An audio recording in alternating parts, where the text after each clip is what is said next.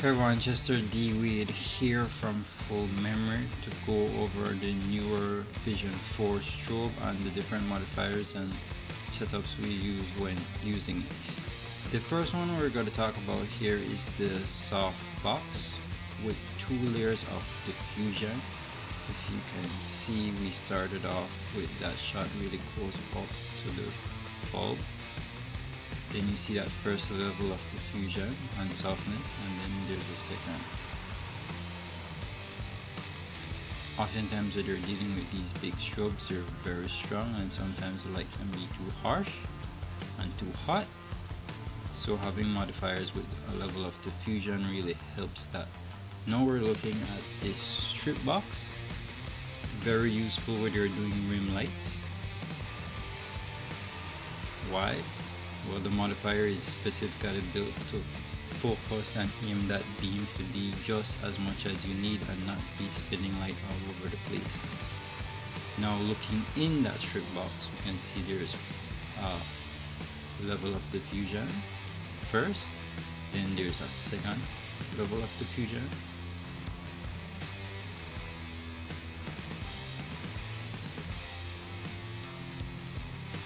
Look to the bottom. Remember, this is a Neewer strobe, and what? That's a Go Dots modifier.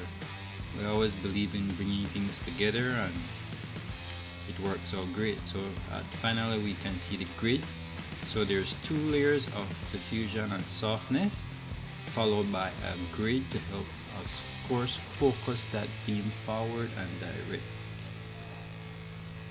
Now let's look at the octa or umbrella. We can see the bulb right there, and now I'm starting to insert these cylinders to help screw in the first level of adjustment to this big light, and that's the reflector.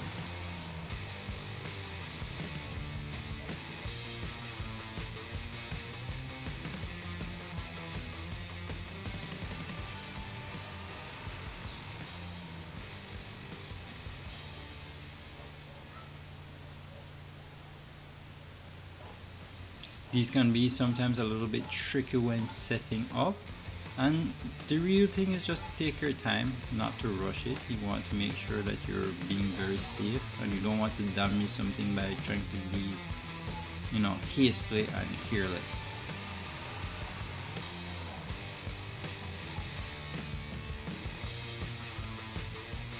Living here in the Caribbean, in Belize, we don't have stores that have these things to buy readily. I would say 90 to 95% of the stuff we buy is from Amazon and online. So if I find myself in a situation where something is damaged, it's probably going to take me a while unless I have a backup to purchase a new one.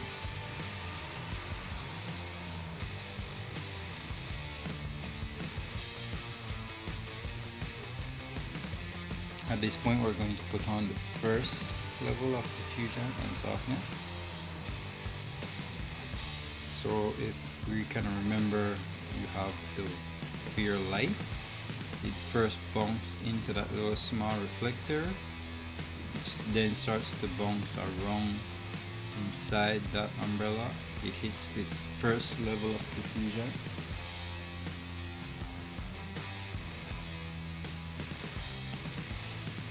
To help soften it out a little bit.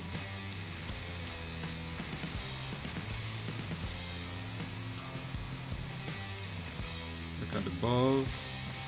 Let's now look at that little small reflector. Let's see that first level of diffusion.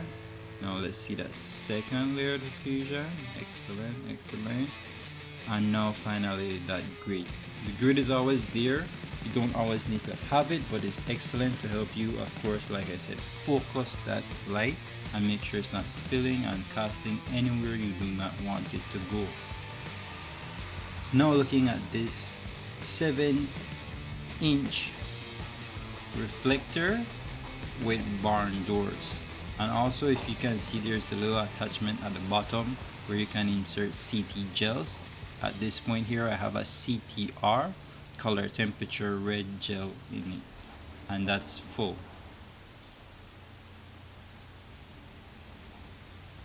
When it comes to lighting, sometimes you don't want to just light, you want to give it a little bit extra, and sometimes that extra can be adding a sense of color temperature, whether you want to warm something up, whether you want to cool it down, or do you want to match different colors, or do you want opposing colors.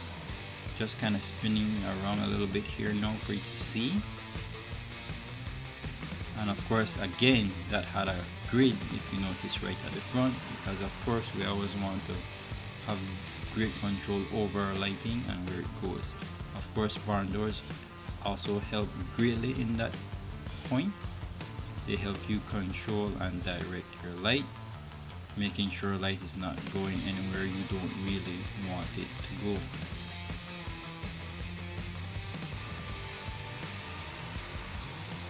Nice. Now let's look at the 7-inch reflector that the strobe came with, as well as the little diffusion on the front. Honestly, this is the most used configuration I have for this. Why? Because it's small, compact, and it's easy to take around everywhere, but it also gives you the great amazing punch of course a very powerful strobe. Now looking at some of these pictures, you can see these are a really bright day, really intense sun, but when you have a strobe, you have power, and when you have power, you have the ability to do a little bit more when it comes to competing with that sun. The Neewer strobe is not high-speed sync, so what I have done is to kind of combine using the strobe with using an ND.